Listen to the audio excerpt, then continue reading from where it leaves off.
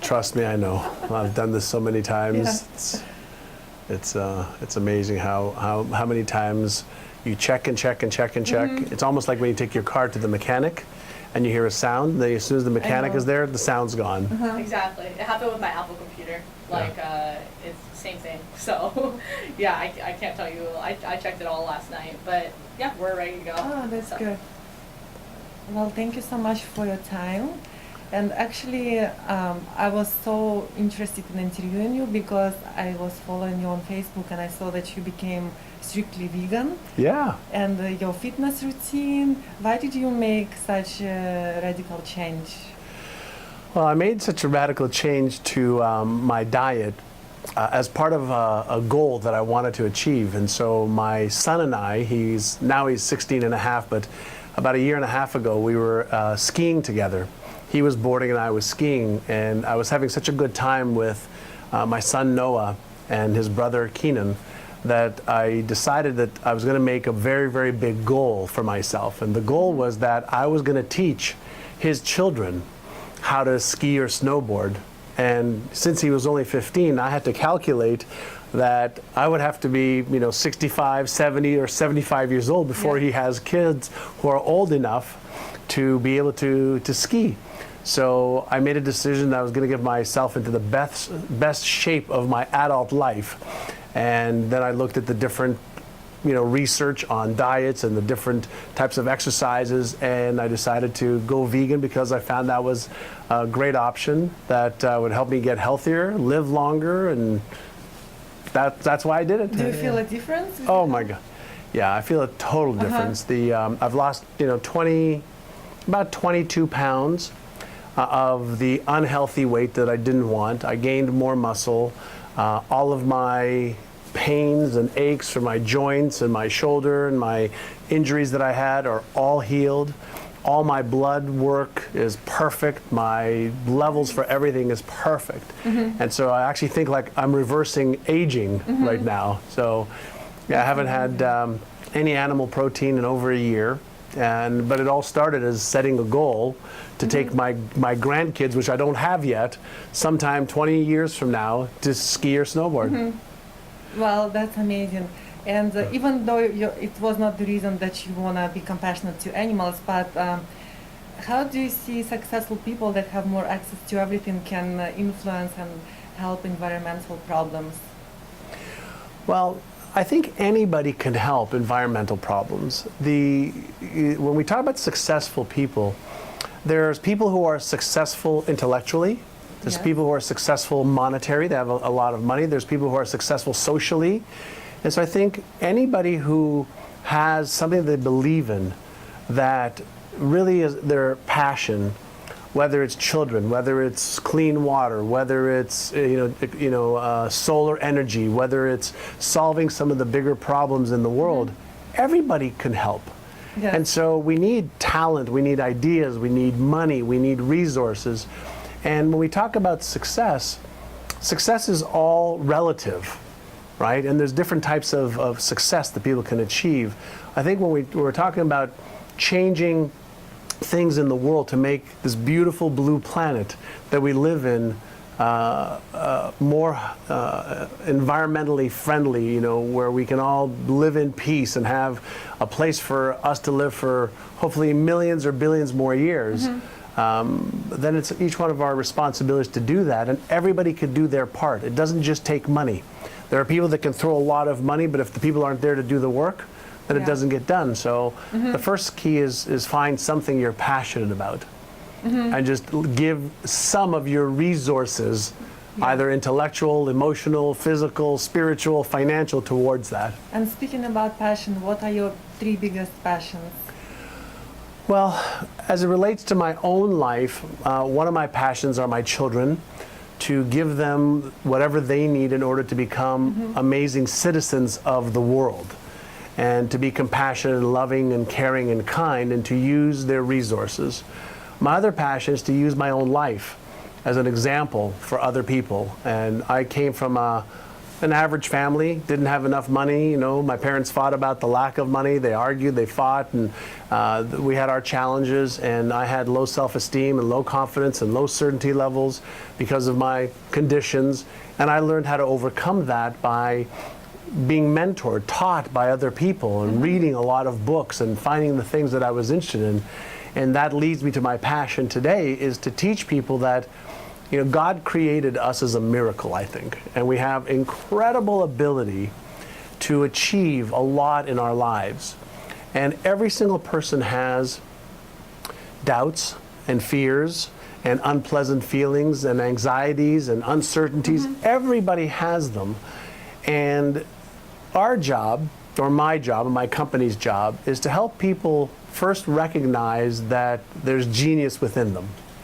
Secondly is, how do you overcome any of the stories, the excuses, the circumstances, the traumas, the doubts, fears, anxieties that people have? We are probably the best in the world at helping people understand that it's not your circumstances of your past that's going to determine your future. It's your decisions and your choices that you make that will determine your future. So why not start today and upgrade your knowledge and your skills of how to change and take on that responsibility yourself, so that you can see a different result in a week, in a month, in 3 months, and in a year. You'll have a totally different life.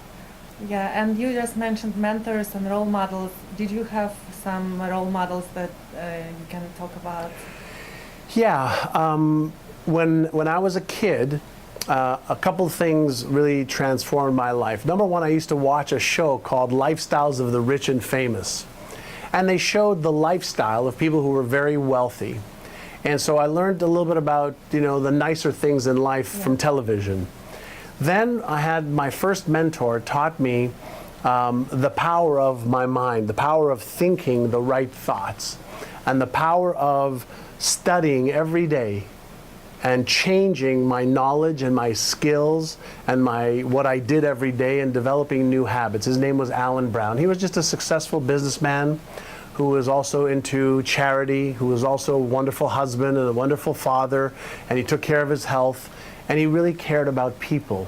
So he taught me that you can have it all. You can have health and wealth and a good relationship, or a great relationship, and you could be a contributor to other people's lives with your time and your money. And then after I learned a lot from him, I went off on my own, and I met two other gentlemen who I went to work, you know, for their company, and they taught me business. And they taught me that business is a matter of recognizing patterns and doing the right things in the right order at the right time. And they taught me, you know, the art of taking risks, the art of managing risk. They taught me how to make money, how to manage money, how to protect money, how to invest money. And they were also very, very philanthropic as well. So they gave a lot of their time and their money to other people. So between my television a little bit, and mentors, individuals who I worked for. I learned a lot from them. They were wonderful, wonderful people that just gave me an incredible experience. And every one of them was very into personal development and personal growth, into thinking the right thoughts, into reading the right books, into taking the right courses, into upgrading their knowledge and their skills, and in giving. And I also read in a few books about you that you were working in a gym, in a sauna, and you were listening to successful. That's right. That's true? Yeah, when I was 11, 12, 13 years old, I used to work at the local community center. And as an employee, I used to get access to the health club.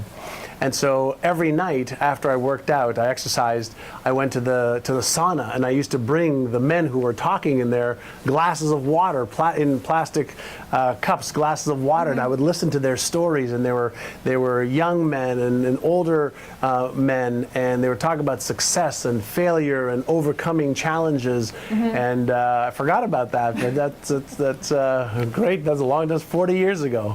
Wow. Yeah. And so many people, they see successful people, but they think it's easy for them, but it's not reachable for me. How can an average person believe in themselves and take actions to reach? Yeah, very, very few people are born thinking or believing that they're going to be successful. Very, very few people. The people that achieve success either have a passion or a purpose that pulls them towards that passion or purpose so much that they learn whatever they need to learn. They overcome whatever they need to overcome. But there's another group of people who see success and they think, you know, that's not possible for me.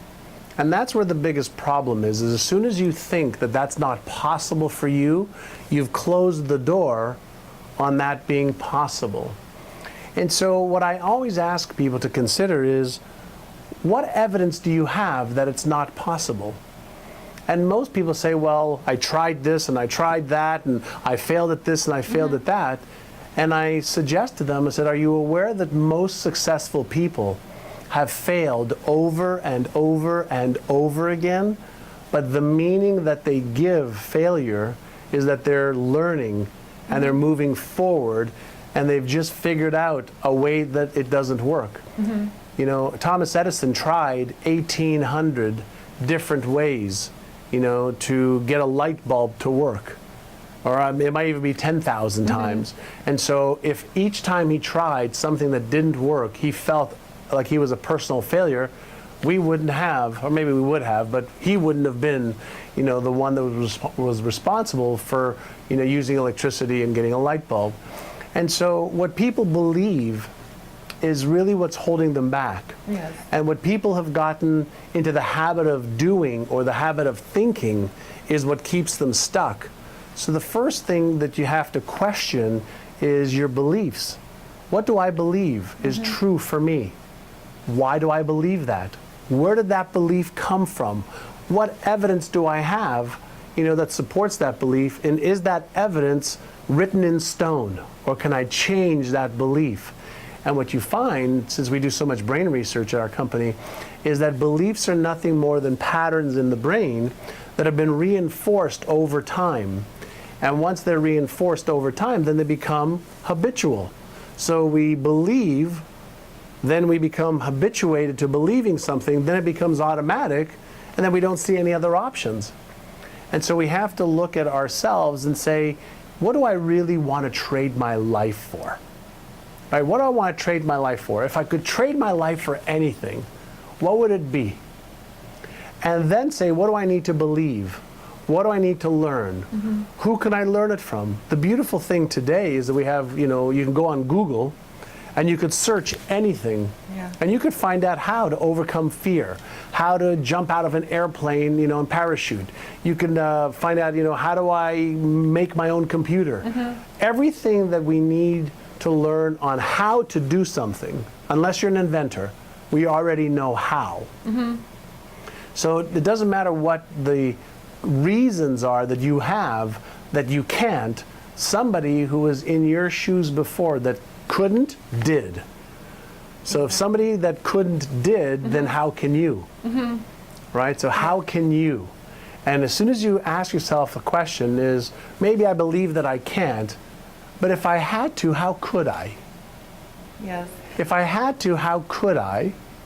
And start with that path, then what you'll find is you'll get new answers. And with new answers, you'll get hope. And with hope, hopefully you'll take action. Beautiful. What are 3 most important questions to ask a mentor? Maybe something I should ask you so other people know.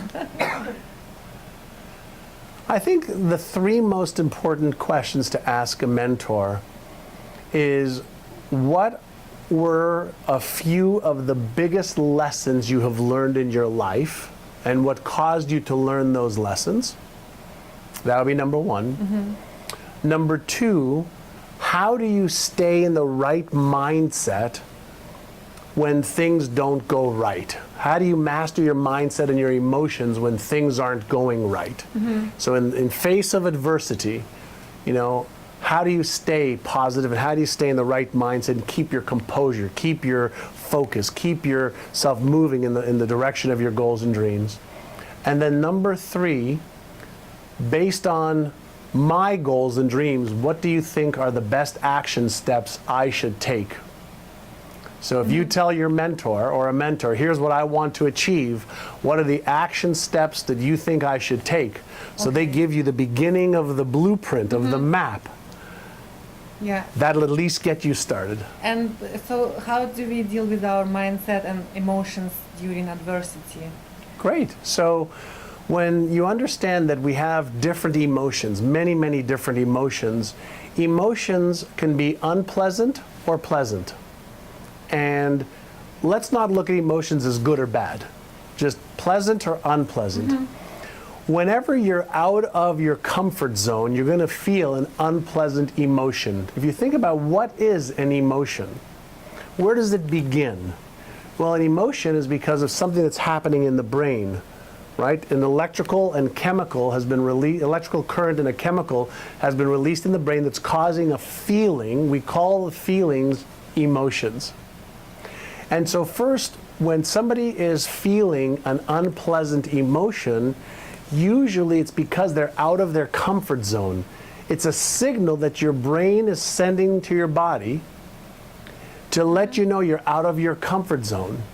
And people get nervous, whether it's asking a woman out on a date, or whether it's jumping out of an airplane, or whether it's setting a goal to make more money, or whatever it is. Whenever we're out of our comfort zone, we're in an unpleasant state.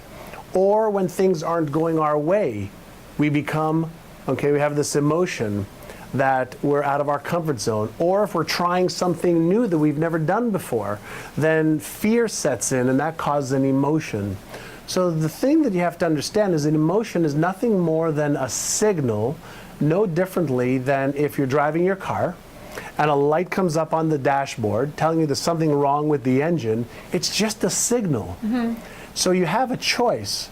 You can let the signal control how you think and feel, or you can become aware of the signal, the emotion, and override the emotion. Say, you know what? I really don't enjoy or don't like this unpleasant feeling. I'm going to choose a different way to look at this experience. I'm going to choose a different way to think about this experience.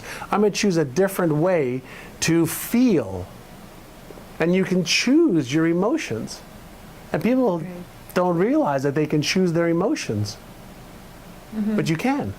The key with emotions is to understand that they're yours.